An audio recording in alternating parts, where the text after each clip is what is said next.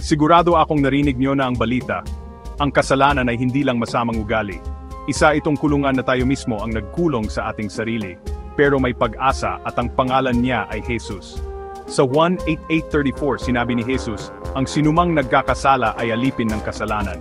Ibig sabihin, sa bawat pagpili nating gumawa ng mali, kahit maliliit na bagay lang, nagiging alipin tayo ng mga pagpipiliang iyon.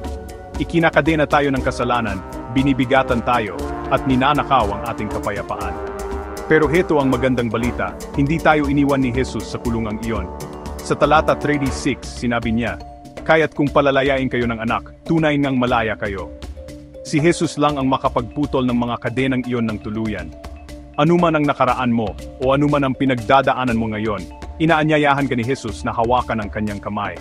Pinalaya niya tayo, hindi lang panandalian, kundi magpakailanman.